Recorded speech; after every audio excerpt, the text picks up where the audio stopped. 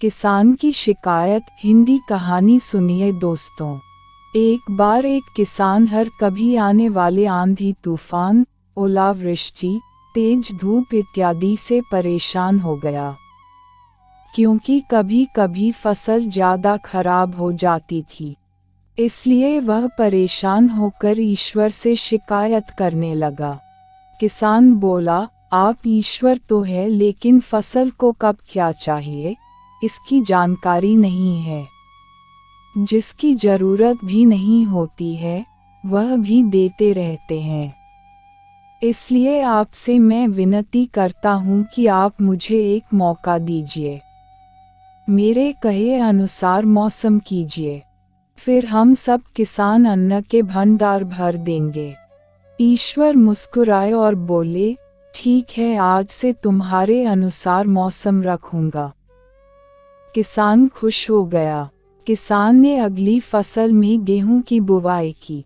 उसने जब चाहा तब धूप मिली, उसने जब चाहा पानी मिला। पानी की तो उसने बिल्कुल कमी नहीं आने दी।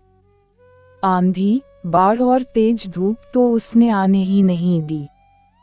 समय बीतने पर फसल बड़ी हुई। किसान भी बहुत खुश हुआ कि इस बार शानदार फसल दिख रही है।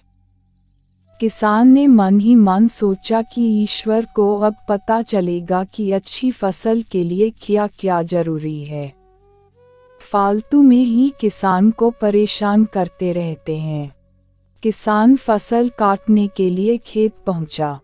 गेहूं के पौधे की बालियों को हाथ लगाया तो उसके पैरों तले जमीन खिसक गई। उसने देखा कि किसी भी पौधे की बालियों में एक भी दाना नहीं था। किसान दुखी हो गया और बोला, हे ईश्वर, ऐसा क्यों हुआ? क्योंकि मैंने तो सब कुछ सही किया और सही समय पर किया। इस पर ईश्वर बोले, हे प्रिय किसान, ऐसा तो होना ही था, क्योंकि तुमने इन पौधों को बिल्कुल भी संघर्ष नहीं करने दिया। इन्हें ना तो तेज धूप में तपने दिया, ना ही आंधी का सामना करने दिया। इन्हें किसी भी प्रकार की चुनौतियों का सामना नहीं करने दिया। इसलिए बाहर से भले ही अच्छे दिख रहे हो, लेकिन ये अंदर से बिल्कुल खोखले हैं। इनके अंदर कुछ भी दाने नहीं। पौधे जब विभिन्न चुनौतियों का सामना करते हैं तो उनमें ऊर्जा पैदा होती है। यह ऊर्जा उनके अंदर सही सामर्थ्य पैदा करती, जिनके लिए वह बने हैं। दोस्तों, ठीक इसी प्रकार जब तक इंसान संघर्ष से नहीं गुजरता है, वह आदमी खोखला रह जाता है।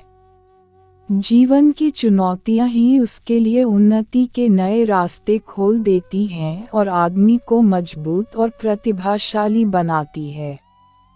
इसलिए आपके भी जीवन में मुसीबतें या चुनौतियां आए तो घबराना मत।